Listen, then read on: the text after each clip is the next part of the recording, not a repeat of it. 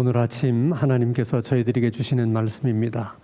신약성경 사도행전 10장 9절에서 16절 그리고 44절에서 48절까지의 말씀입니다.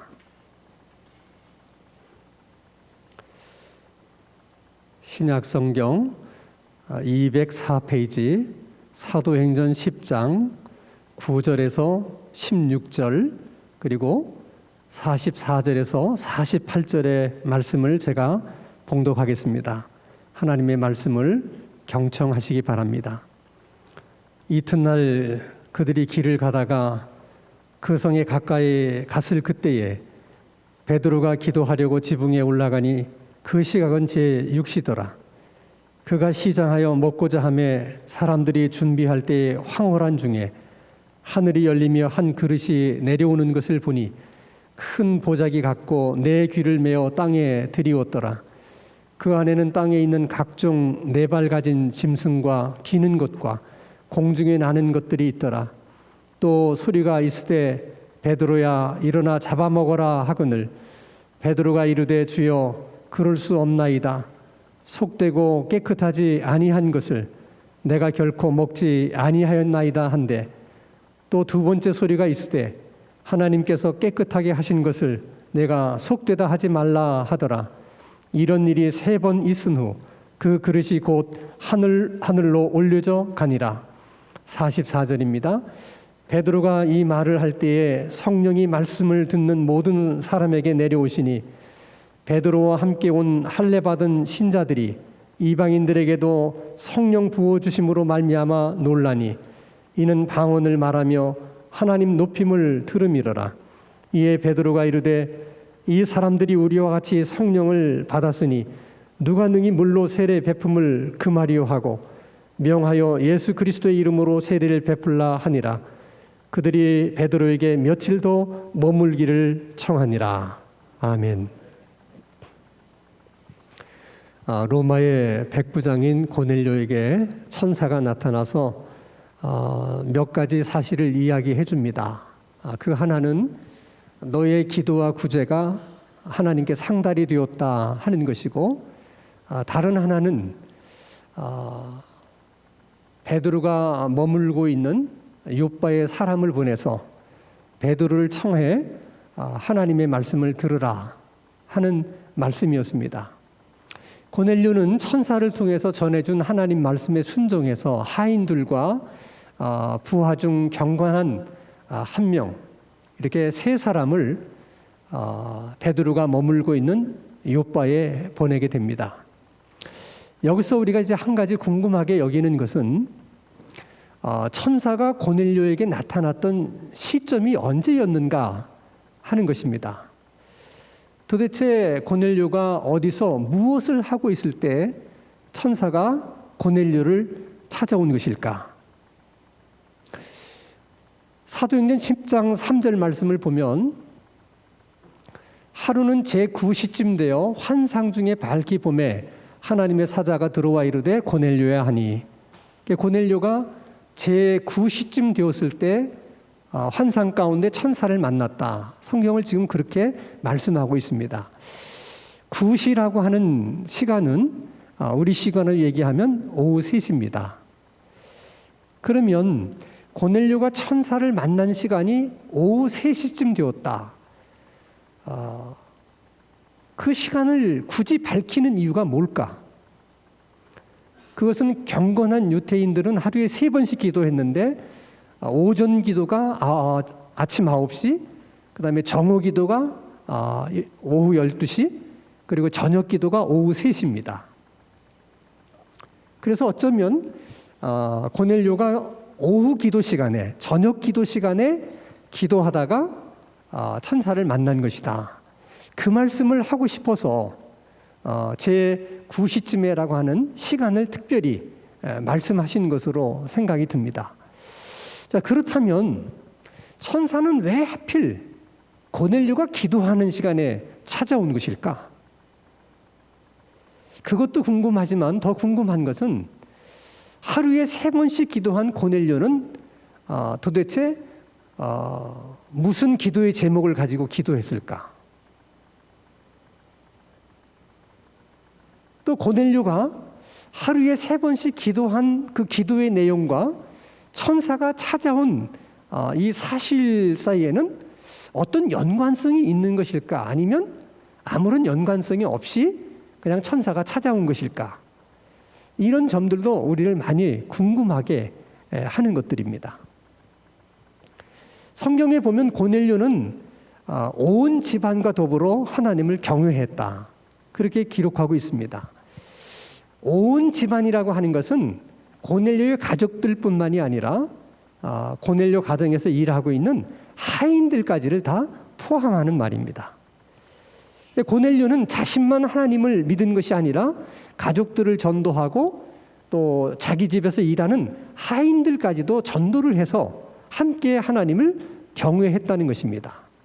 자, 그런 고넬료라면 자기들의 가까운 친구들이나 또 친척들이나 자기 휘하에 있는 부하들에 대해서는 어떤 생각이 있었을까? 아마도 친구들도 어떻게 해서라도 전도를 하고 친척들도 전도를 하고 자기 휘하에 있는 부하들도 전도를 해서 함께 하나님을 경외하는 그런 사람들이 되었으면 좋겠다. 그런 바람을 가지고 하나님께 기도하지 않았을까? 충분히 그렇게 기도했을 가능성이 있어요. 또 고넬료는 하나님을 경외하고 경건한 사람이었기 때문에 그런 사람들이 가지는 공통적인 특징 중에 하나가 뭐냐면 하나님의 말씀에 대한 열심과 열정이에요. 하나님 말씀을 더 많이 듣고 싶다. 어떻게 하면 하나님의 말씀을 더 많이 배울 수 있을까? 그래서 아마도 고넬료의 마음속에도 그런 열정과 바람들이 있어서 그런 기도를 늘 하나님께 하지 않았을까 하는 생각을 우리가 해보는 것입니다.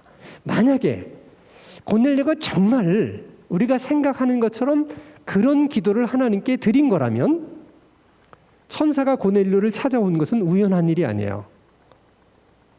그것은 천사가 하나님의 기도의 응답을 가지고 그 응답이라고 하는 것을 가지고 지금 고넬료를 찾아온 것이다. 우리가 그렇게 생각할 수 있는 것이죠. 지금 고넬료가 있는 가이사라와 베드로가 머물고 있는 욥바라고 하는 것까지는 한 50km의 거리의 간격이 있습니다. 그래서 오후 3시에 고넬료의 종들이 베드로가 유숙하고 있는 욥바를 향해 떠났지만은 당일에 갈 수가 없었어요. 거리가 너무 멀기 때문에. 그래서 그 다음 날 12시쯤이 되었을 때 비로소 베드로가 유숙하고 있는 집을 찾아가게 됩니다. 자, 그때 그러면 고넬료가 보낸 사람들이 베드로가 머물고 있는 집에 도착했을 때 베드로는 뭘 하고 있었느냐? 베드로 역시 그 시간에 기도를 하고 있었어요. 12시 정오기도 시간이 되었기 때문에 기도하러 지붕에 올라가서 기도하는 가운데 고넬료가 보았던 것처럼 베드로도 환상을 봅니다. 자, 고넬료가 본 환상은 천사였는데 베드로가 본 환상은 천사가 아니라 지금까지 자기가 한 번도 본 적이 없는 아주 기이한 것을, 희귀한 것을 환상 중에 보게 됩니다. 그 광경을 사도행전 10장 11절에서 12절에 이렇게 말씀하십니다. 하늘이 열리며 한 그릇이 내려오는 것을 보니 큰 보자기 같고 내 귀를 메어 땅에 들이웠더라. 그 안에 있는 것이 중요해요. 땅에 있는 각종 4발 가진 짐승, 기는 것과 땅에 기는 짐승들을 말하는 것이죠. 공중에 나는 새들이 그 안에 있더라는 것입니다. 근데 중요한 것은 그 안에 그런 동물들이 있다는 사실이 중요한 것이 아니라 하나님의 음성이 들리는데 베드로가 일어나서 이것들을 잡아먹으라 하는 말씀을 하나님이 하셨다는 거예요. 그래서 베드로가 하나님 말씀에 순종해서 잡아먹으려고 유심히 살펴보니까 그 그릇 안에 들어있던 짐승들은 하나같이 율법에서 먹어서는 안 되는 부정한 동물들이었다는 거예요. 우리가 잘 아는 것처럼 레위기 11장에 보면 이스라엘 백성들에게는 먹을 수 있는 음식이 있고 먹을 수 없는 음식이 있어요. 예를 들어 먹을 수 없는 음식은 돼지라든지 토끼, 낙타처럼 되새김질은 하는데 발굽이 갈라지지 않은 동물, 또 발굽은 갈라졌지만 되새김질을 또 할 수 없는 동물, 그런 것들은 먹을 수가 없었어요. 또 땅에 기는 동물들 가운데 두더지라든지 도마뱀은 먹을 수가 없습니다. 공중에 나는 새 가운데도 독수리나 솔개, 까마귀나 올빼미나 부엉이나 이런 것들은 먹을 수가 없었습니다.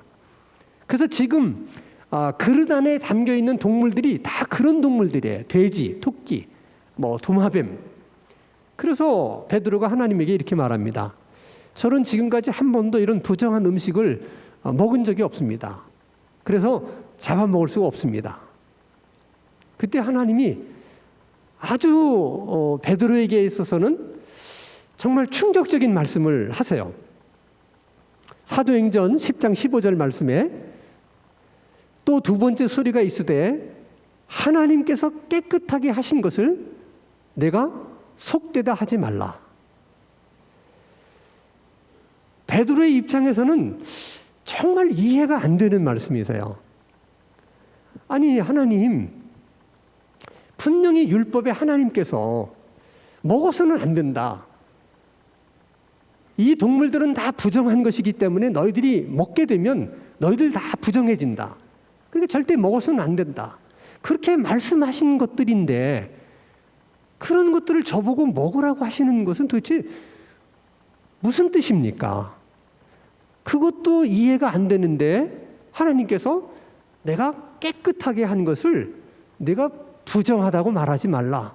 이렇게 말씀하시는 것은 또 이것은 또 어떤 뜻에서 제게 그런 말씀을 하시는 것입니까? 베드로의 입장에서는 엄청 혼란스러운 일이에요.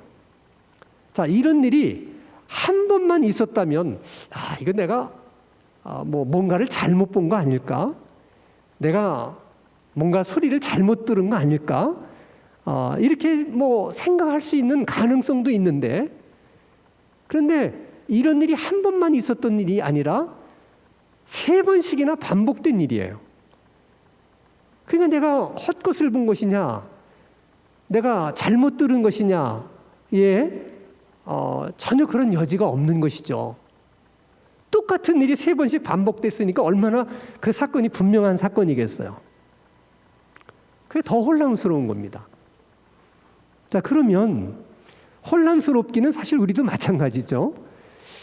왜 하나님께서 베드로에게 먹을 수 없는 부정한 것을 잡아먹으라고 말씀하시고 또 못하겠다고 그러니까 하나님께서 정결케 한 것을, 깨끗하게 한 것을 네가 부정하다고 말하지 말라, 이런 말씀을 하셨을까? 하나님이 지금 베드로에게 이 말씀을 하신 의도는 예전에는 율법을 통해서 부정한 사람들이 깨끗한 사람이 되고 정결한 사람이 되고 또 사람이 의롭게 되었지만은 이제는 그 시대는 끝났고 이제 부정한 사람이 정결한 사람이 될 수 있는 방법은 예수 그리스도의 피, 예수 그리스도의 보혈로 씻음 받는 길밖에는 없다. 이것은 유태인이든 이방인이든 다 마찬가지라는 거예요. 그러니까 예전에는 이방인들은 율법이 없었기 때문에 그들이 거룩해질 수 있는 길이 없어요. 정결하게 될 수 있는 길이 없었습니다. 그런데 이제 예수 그리스도의 피가 있음으로 인해서 이방인들도 다 정결하게 될 수 있고 또 깨끗하게 될 수가 있는 거예요. 그래서 하나님은 유태인과 이방인을 가리지 않고 예수 그리스도의 피로, 유태인이면 유태인, 이방인이면 이방인, 다 그리스도의 피로 내가 깨끗하게 하고 정결케 할 거라는 거예요. 근데 하나님이 그렇게 한 사람들을 네가 이방인이라고 해서 계속해서 부정하다, 이렇게 말하지 말라는 것입니다. 그런데 베드로가 이 사실을 그 순간에는 깨닫지 못했어요.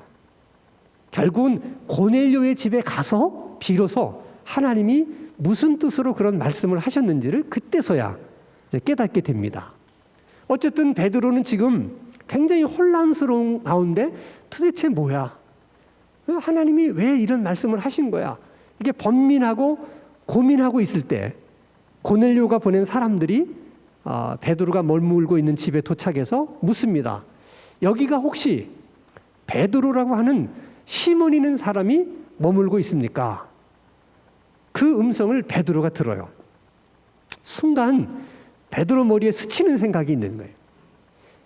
혹시 내가 지금 본 환상과 지금 나를 찾아온 사람들 사이에 어떤 연관이 있는 것은 아닐까?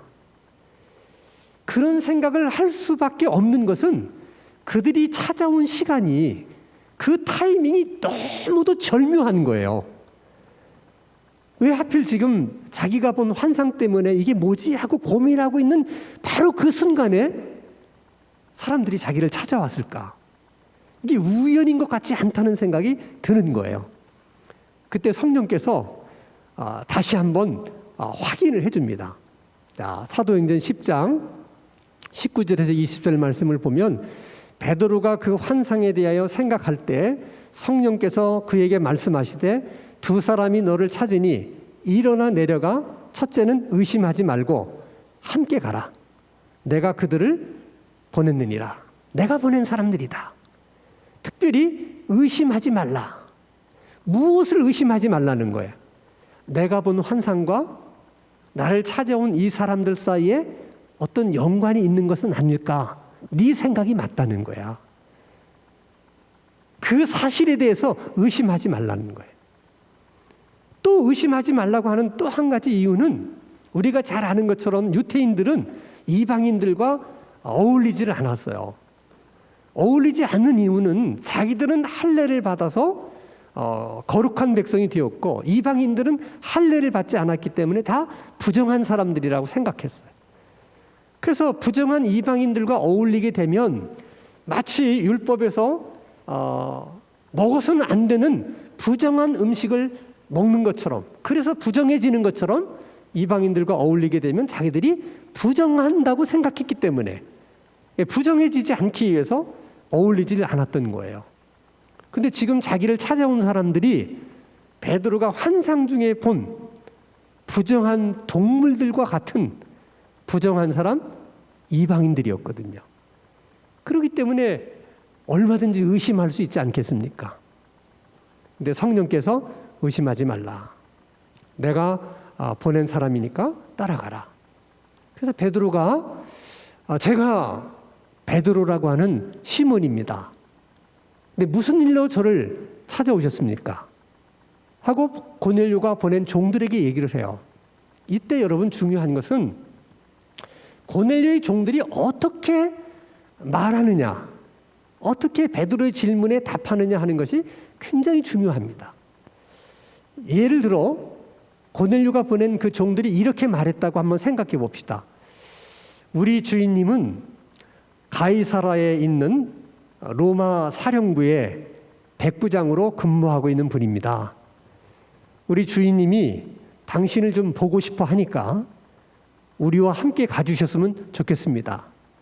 그렇게 얘기를 했더라면 베드로가 선뜻 그들을 따라서 나섰을 가능성이 있겠습니까? 아마 가지 않았을 거예요.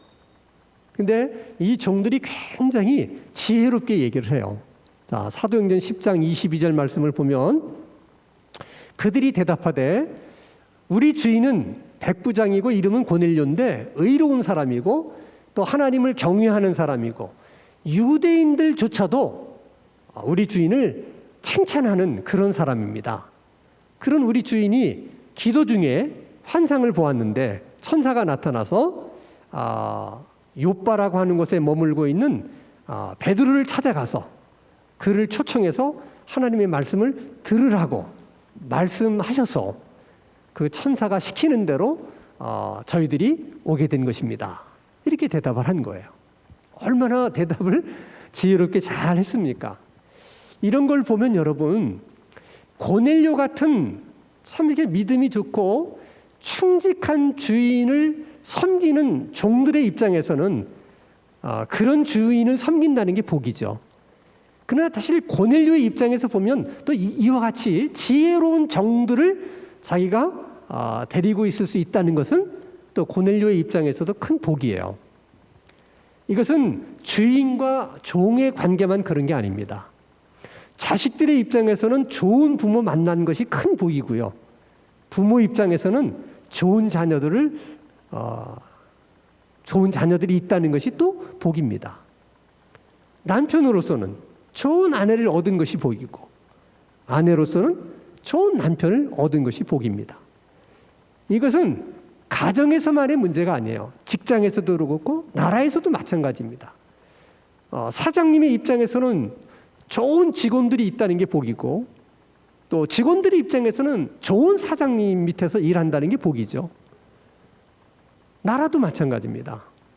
좋은 대통령을 모신 국민은 복 있는 국민들이지만은 또 좋은 국민이 있을 때 그 좋은 국민들이 뽑아준 그 대통령은 또 좋은 국민이 있음으로 인해서 대통령은 그것이 또 대통령으로서는 큰 복이 되는 거예요. 그래서 이 관계의 복이라고 하는 것은 서로 상호적인 것인데, 우리가 세상을 살아가면서 우리가 하나님께 얻을 수 있는 복이 많지만은 그 중에도 가장 중요한 복이 관계의 복이에요. 저는 오늘 하나님께 예배드리는 우리 모두에게 하나님께서 이런 관계의 복을 주시기를 주님의 이름으로 축원합니다. 베드로가 지혜롭게 말하는 종들의 얘기를 듣고 따라 나섭니다. 그래서 이제 고넬료의 집에 와 보니까 생각한 것보다 많은 사람이 고넬료 집에 모여 있는 거예요. 도대체 어떤 사람들이 고넬료 집에 그렇게 모여 있었던 것일까? 자, 사도행전 10장 24절 말씀을 한번 보겠습니다. 이튿날 가이사랴에 들어가니 고넬료가 그의 친척과 가까운 친구들을 모아서 기다리고 있었다. 도대체 고넬료의 친구들과 친척들이 왜 그날 그 집에 있었던 겁니까? 아마도 고넬료가 베드로 사도가 자기 집에 온다는 사실을 알고 평소 전도하고 싶었던 가까운 친척들, 가까운 친구들을 다 오라고 그런 것 같아요. 그 수가 몇 명이 되는지는 모르지만 어쨌든 가족들과 하인들을 포함해서 엄청난 많은 사람들이 거기 모여 있는 거예요. 자, 그들을 보면서 베드로의 마음이 참 복잡합니다. 그게 다 이방인들이잖아요. 그래서 그들을 보면서 베드로가 참 내가 올 수 없는 곳을 내가 왔다.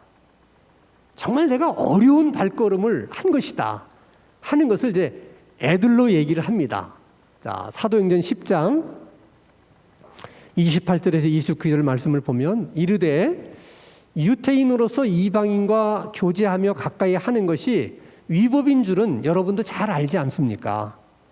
하나님께서 내게 지시를 하사 아무도 속되다 하거나 깨끗하지 않다 하지 말라 하시기로 그런 말씀을 들었기 때문에 내가 부담스럽지만 사양하지 않고 여기 온 것입니다. 내가 참 어려운 발걸음을 해서 오늘 여기 오게 된 건데, 근데 도대체 왜 나를 부른 것입니까? 그때 고넬료가 말하기를 천사가 당신을 불러다가 하나님 말씀 들으라 그래서 당신을 우리가 초청한 것입니다. 그래서 그때서야 이제 베드로가 거기 모인 모든 사람들을 대상으로 복음을 증거하기 시작해요. 그러니까 사도행전에서 말하는 복음, 예수 그리스도가 구주시고 그분이 우리를 위해서 십자가에 못 박혀 죽으셨는데 하나님께서 사흘 만에 그를 다시 살리셨고, 이런 복음에 대한 이야기를 쭉 합니다. 근데 놀라운 사실은 복음을 쭉 이야기하고 있는데 갑자기 성령께서 그 말씀을 듣고 있는 사람들에게 임하시는 것이 베드로 눈에 보인 거예요. 그 장면을 상세하게 이렇게 기록해 놓고 있습니다. 사도행전 10장 44절에서 46절. 베드로가 이 말을 할 때 성령이 말씀 듣는 모든 사람에게 내려오시니 베드로와 함께 온 할례 받은 신자들이 이방인들에게도 성령 부어 주심으로 말미암아 놀라니 이는 방언을 말하며 하나님은 높임을 들음이로라. 베드로가 깜짝 놀란 거예요. 마가의 다락방에 나타났던 그 성령, 마가의 다락방에 임하셨던 그 성령이 동일하게 지금 고넬료의 가정에 임하게 된 거예요. 하나님은 유태인들을 대표해서 120명들의 성도들이 마가의 다락방에 모였을 때 성령을 주셨고, 이방인들을 대표해서 고넬료와 그의 가족과 친척과 친구들이 모인 그 가정에 또 한 번의 성령을 동일하게 내려주십니다. 다른 것이 있다면 마가의 다락방의 120명의 성도들은 열심히 기도하다가 성령을 받게 된 것이고, 고넬료의 가정의 그 많은 사람들은 열심히 하나님의 말씀을 듣다가 성령을 받게 된 거예요. 여기서 중요한 원리 하나를 발견해요. 우리가 성령은 언제 역사하시고 어느 때 임하시느냐, 딱 두 가지 경우입니다. 하나님의 말씀을 들을 때, 그리고 기도할 때. 말씀이 있는 자리, 기도가 있는 자리, 거기에 성령님께서 임재하시고 성령님께서 역사를 하세요. 그래서 우리가 항상 말씀을 들으면서 뭘 기대해야 되느냐? 성령님께서 임재하시고 역사하실 것이다 하는 기대를 하셔야 돼요. 또 우리가 함께 열심히 기도할 때도 동일한 기대를 해야 돼요. 우리 기도 가운데 성령이 임재하시고 성령이 역사하실 것이다 하는 기대가 있어야 돼요. 자, 어쨌든 마가의 다락방과 동일한 현상이 나타나자 성령 받고 방언을 말하게 된 고넬료를 포함해서 가족들과 친척들과 친구들도 다 놀랐지만 가장 크게 놀란 것은 베드로였습니다. 지금까지 자기는 이방인은 부정한 사람들이라고 생각했는데 어떻게 그런 사람들에게 하나님이 우리에게 부어주신, 나에게 부어주신 성령과 동일한 성령을 저들에게 부어주실 수가 있는가? 그때서야 하나님께서 환상 중에 자기에게 말씀하신 말씀이 깨달아진 거예요. 내가 깨끗하게 한 것을 내가 부정하다고 말하지 말라. 이 말씀이 이런 경우를 두고 하신 하나님의 말씀이구나. 그러니까 뭐 더 거칠 게 없는 게요.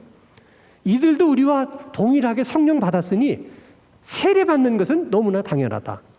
다 물세례를 줍니다. 자, 보통의 경우에는 우리가 복음을 듣고 구원받은 다음에 물세례를 받고 성령 세례를 받아요. 근데 고넬료의 가정의 경우에는 베드로를 통해서 복음을 듣고 구원받은 다음에 뭘 먼저 받습니까?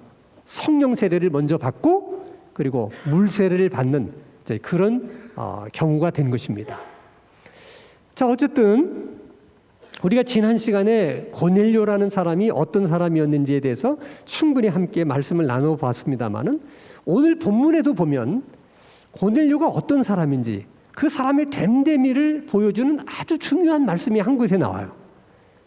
그것이 사도행전 10장 25절의 말씀입니다. 마침 베드로가 들어올 때에 고넬료가 맞아 발 앞에 엎드려 절을 했다. 이것은 로마인의 입장에서는 종이 주인에게 인사하는 모습이에요. 종이 주인에게 인사할 때만 저렇게 합니다. 그런데 지금 고넬료가 누구에게 그렇게 했다는 거예요? 베드로에게. 그것은 지금 고넬료가 베드로를 어떻게 생각한 겁니까? 자신의 주인으로, 자신은 베드로의 종인 것처럼 그렇게 베드로를 영접한 거예요. 근데 이것은 여러분 있을 수가 없는 일이에요. 왜 있을 수가 없는 일이냐? 그 당시 이스라엘을 통치하던 나라가 어느 나라입니까? 로마예요. 로마가 갑이고 통치받는 이스라엘이 을입니다. 근데 로마 사람들 중에서도 로마의 군인 백부장은 정말 모든 로마인들을 대표하는 사람들이에요. 그들의 자긍심과 자부심과 프라이드는 로마인들의 자긍심과 자부심과 프라이드를 대표하고 상징하는 거예요. 그런 백부장이 뭐가 아쉬운 게 있다고 자기가 정복한 나라에 그것도 어부를 한 그런 베드로에게 마치 종이 주인을 대하듯 그렇게 인사를 할 수가 있겠습니까? 베드로가 이 일로 엄청 당황하기도 했지만은 또 이 일로 엄청 감동도 받아요.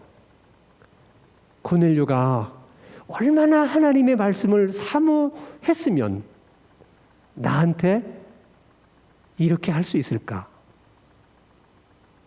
천사가 베드로를 청하여 말씀을 들으라. 나를 하나님께서 말씀 전하라고 보내신 하나님의 종이라고 생각했기에 고넬료가 나에게 이렇게 대하는구나. 이런 생각들을 하게 될 때 얼마나 베드로가 마음속으로 감동이 컸겠어요. 여러분, 말씀 전하는 자가 이런 감동을 가지고 말씀을 전하게 되면 말씀이 더 파워풀하게 전하게 돼요. 그래서 제가 생각하건대 그날 베드로가 복음을 전할 때는 다른 어떤 곳에서 복음을 전할 때보다도 정말 파워풀하게 아마 복음을 전했던 것 같아요. 그런 감동이 있었기 때문에. 그래서 그 어떤 집회보다도 고넬료 가정에서의 집회가 아마 은혜가 충만했던 집회가 아닐까. 그런 분위기 속에서 성령님이 고넬료 가정에 임하게 됐다는 것입니다. 그런데 한 가지 또 궁금한 것이 있어요. 하나님은 왜 일을 그렇게 복잡하게 하시는 걸까 하는 거예요. 하나님 하시는 일을 보니까 고넬료가 기도할 때 환상으로 천사를 보여주시고, 베드로가 기도할 때 환상 중에 먹을 수 없는 동물들을 보여주시고, 여기서는 초청하라는 말씀을 주시고, 여기서는 고넬료 집에 가라는 말씀을 주시고, 이렇게 해서 결국 일을 하시잖아요. 아니, 그냥 천사가 고넬료의 가정에 찾아왔을 때 천사가 복음을 전해주고, 그리고 천사가 복음을 전할 때 그냥 성령님께서 임재하시고, 그럼 일이 훨씬 수월하잖아요. 근데 굳이 왜 이쪽에다가 환상을 보여주시고 또 이쪽에도 환상을 보여주시고 이렇게 해서 이런 일을 만드시는 걸까? 그게 우리가 생각하는 우리 생각이에요. 네, 하나님의 생각은 복음이라고 하는 것은 복음을 듣고 복음을 깨닫고 그 복음의 은혜가 어떤 것인지를 체험한 사람만이 그 복음을 전해야 된다. 그런 사람만이 복음을 전할 수 있는 자격이 있다. 그래서 천사에게는 복음을 전할 수 있는 권한을 주지 않으세요. 천사는 복음을 전하고 싶어도 전할 수가 없어요. 누구만 복음을 전할 수가 있느냐? 복음을 듣고 복음을 깨닫고 복음의 은혜를 받고 복음으로 구원받은 사람들만이 복음을 전할 수 있는 거예요. 그래서 복음 전하는 일을 천사들도 흠모한다고 그래요. 자기들은 할 수가 없기 때문에. 하나님은 천사를 통해서 많은 일을 하세요. 천사를 통해서만 일하시는 것이 아니라 하나님은 사람을 통해서도 일을 많이 하십니다. 특별히 복음에 관련한 것은 사람들을 통해서만 일을 하세요. 그러니까 우리가 복음을 들을 수 있는 복, 또 우리가 하나님께서 주시는 복을 받을 수 있는 그 길 중에 하나도 사람을 통해서라는 거예요. 그래서 인간관계가 중요하다고 하는 것은 우리들의 사회생활에서만 중요한 게 아니에요. 우리가 함께 교회 안에서 신앙생활하는 우리들에게도 관계라고 하는 것은 똑같이 중요한 것입니다. 예를 들어서 여러분, 창세기 12장 3절 말씀을 보면 너를 축복하는 자에게는 내가 복을 내리고 너를 저주하는 자에게는 내가 저주하리라. 아브라함에게 하시는 말씀이에요. 자, 아브라함을 축복하는 자에게는 내가 복을 내리고 아브라함을 저주하는 자에게는 내가 저주할 것이다. 왜 하나님께서 그렇게 하시느냐? 그 다음 구절 때문에 그래요. 땅의 모든 족속이 아브라함으로 말미암아 복을 얻을 것이니라 한지라. 이것이 하나님의 생각이에요. 하나님이 모든 족속들에게 복을 주시는데 누구를 통해서 주시겠다는 거예요? 아브라함을 통해서 주시겠다는 거예요. 그래서 누군가가 아브라함을 축복하게 되면 그 아브라함으로부터 복이 흘러나가서 그 사람도 복을 받게 되는 거예요. 하나님이 그에게 주시려고 하는 복을 아브라함을 통해서 흘러가게 하시는 거예요. 근데 만약 누가 아브라함을 저주하게 되면 그 복이 흘러갈 수가 없이 막히는 거예요. 그러니까 결국 그 사람도 복을 받지 못하니까 저주를 받는 삶이 되는 거예요. 이것은 여러분, 믿는 사람과 믿지 않는 사람 간에 일어나는 일만이 아니라 똑같이 예수를 믿으면서 함께 교회 안에서 신앙생활하는 우리들에게도 똑같은 일이라는 거예요. 그래서 우리가 서로가 서로를 축복해 주잖아요. 서로가 서로를. 그럼 결국은 우리 모두가 다 복을 받게 돼요. 그러니까 우리가 복을 받을 수 있는 길이 어떤 길이냐? 서로를 축복하는 거예요. 서로가 서로를. 그러면 모두가 아브라함이 되어서 내가 저 사람을 축복하면 그 복이 내게로 오는 거예요. 근데 반대로 우리가 서로서로를 미워하고 싫어하고 저주하게 되면 복이 흐르지를 못해 다 막혀요. 그러면 결국은 우리 모두의 삶에 어려움이 생기는 거예요. 교회적으로도 어려운 일이 생기는 거예요. 간단한 원리입니다. 그래서 너를 축복하는 자에게 내가 복을 주고 너를 저주하는 자에게 내가 저주할 것이다. 왜냐하면 이 땅의 모든 족속이 너로 말미암아 복을 얻게 되기 때문이다. 이 말씀은 1차적으로는 아브라함에게 주신 말씀이지만은 2차적으로는 오늘 우리들에게 주시는 말씀이에요. 다 우리들의 믿음의 조상이에요. 그렇기 때문에 우리는 서로가 서로를 축복하는 훈련을 많이 해야 돼. 우리가 서로를 축복하면 이 교회 안에 복이 계속 흐를 거예요. 그럼 복 받지 못하는 사람이 아무도 없어. 복이 막 흐르기 때문에. 근데 우리가 사소한 일이지만은 누가 누구를 싫어하고 누가 누구 미워하고 누구든 상처 때문에 이렇게 하고 이렇게 관계가 얽히기 시작하면 흐르는 복이 다 막히는 거예요. 결국은 그게 누구에게 돌아와? 다 우리들에게 돌아오는 거예요. 그래서 우리가 힘들고 어렵게 되는 것입니다. 아브라함에게 주셨던 이 약속의 말씀을 우리에게 주시는 말씀으로 받아서 앞으로는 서로가 서로를 축복함으로 모두가 하나님의 복을 누릴 수 있는 우리 신당중앙교회 성도님들이 다 되시기를 주님의 이름으로 축원합니다. 거룩하신 아버지 하나님, 우리가 너무도 당연하게 여기는 우리의 구원이 정말 당연한 것이 아니라 하나님께서 부정한 우리를 예수 그리스도의 피로 깨끗하게 하셨기 때문에 우리가 정결한 사람이 되었다는 사실을 순간순간 기억하게 하시고 기억나는 그때마다 예수 그리스도의 보혈을 찬양하고 우리 하나님을 찬양할 수 있게 하여 주시옵소서. 우리가 하나님께 복을 받기 위해서는 서로가 서로를 싫어하거나 미워하거나 저주하지 않고 그저 서로가 잘 되기를 축복하고 서로가 잘 될 수 있도록 축복해야만 그 복을 우리가 받을 수 있다는 사실을 기억하면서 이제는 항상 서로가 서로를 존중히 여기고 서로에게 좋은 말만 하게 하시고 축복의 말만 할 수 있는 저희들 되게 하여 주시옵소서. 예수 그리스도 이름으로 기도하옵나이다. 아멘.